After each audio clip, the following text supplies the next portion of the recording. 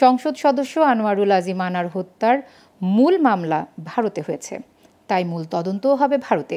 তবে এই তদন্তে বাংলাদেশ সরকার সব ধরনের সহযোগিতা করবে বলে জানিয়েছেন স্বরাষ্ট্রমন্ত্রী আসাদুজ্জামান খান কামাল। দুপুরে ঢাকা বিশ্ববিদ্যালয়ের ছাত্র শিক্ষক মিলনায়তনে এক অনুষ্ঠানে তিনি এসব কথা বলেন। এ সময় সাংবাদিকদের প্রশ্নের জবাবে তিনি জানান, কেউ অন্যায় করলে তাহলে তার শাস্তি দেশের আইন অনুযায়ী হবে। বিস্তারিত জানাচ্ছেন আলাউদ্দিন আল আজাদ। শনিবার ঢাকা বিশ্ববিদ্যালয় টিএসসিতে মাদ্রাসা শিক্ষার্থীদের অংশগ্রহণে আমাদের বঙ্গবন্ধু শীর্ষক বক্তৃতা প্রতিযোগিতার চূড়ান্ত পর্ব ও পুরস্কার প্রদানের আয়োজন করা হয়।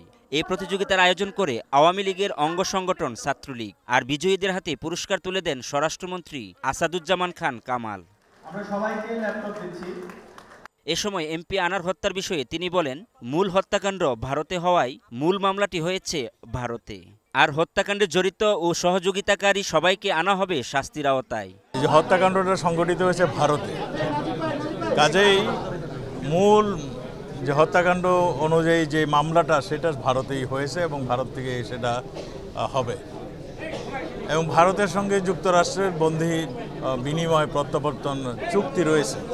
কাজে এটা ভারত সরকারই তাদের কাছে আবেদন করবে, যেহেতু ঘটনাটা ঘটেছে তাদের দেশে।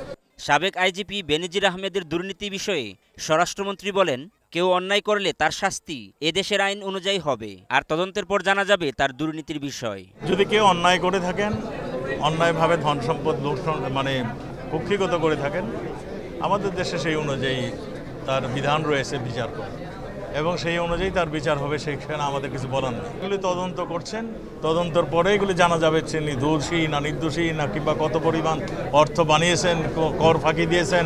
আলাউদ্দিন আল আজাদ, গ্লোবাল টেলিভিশন, ঢাকা।